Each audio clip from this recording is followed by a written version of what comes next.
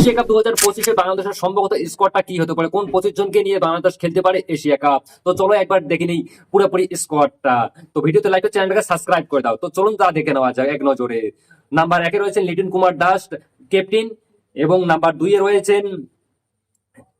রয়েছেন Mohammad Saifuddin bowling allrounder, এবং number 3-এ রয়েছেন তানজিদ হাসান তামিম ওপেনিং ব্যাটসম্যান, এবং নাম্বার 4-এ রয়েছেন পারভেজ হাসান ইমন ওপেনিং ব্যাটার, এবং নাম্বার 5-এ রয়েছেন মোহাম্মদ নাইম শেখ ওপেনিং ব্যাটসম্যান, এবং নাম্বার 6-এ রয়েছেন Towhid Hridoy middle order batsman, এবং নাম্বার 7-এ রয়েছেন জাকির আলী অনিক মিডল অর্ডার ব্যাটার, এবং নাম্বার 8-এ রয়েছেন মেহেদী হাসান মিরাজ ব্যাটিং অলরাউন্ডার, খুবই ভালো একজন ব্যাটসম্যান, এবং 9-এ রয়েছে নাসুম আহমেদ বাংলাদেশ ডানহাতি স্পিন বোলার এবং নাম্বার 10-এ রয়েছেন রিশাদ হোসেন ডানহাতি স্পিন বোলার, এবং নাম্বার 11-এ রয়েছেন শামীম হাসান পাটোয়ারি ব্যাটিং অলরাউন্ডার, এবং নাম্বার 12 রয়েছেন Sheikh Mehedi Hasan bowling allrounder, number 13 Taskin Ahmed ডানহাতি ফাস্ট বোলার, খুব ভালো একজন বোলার, এবং নাম্বার 14 মোস্তাফিজুর রহমান ডানহাতি ফাস্ট বোলার, খুবই ভালো একজন batsman.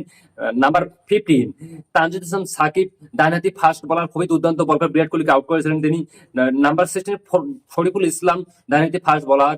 Number 17 Nurul Hasan Sohan wicket keeper batter, এবং number 18 Shambhu Sarkar opening batsman, এবং number 19 Nazmul Hasan Shanto allrounder batter, এবং নাম্বার 20 নাহিদ রানা ডানহাতি ফাস্ট বোলার, এবং নাম্বার 21 তানভীর ইসলাম ডানহাতি স্পিন বোলার, খুবই একজন ভালো বোলার।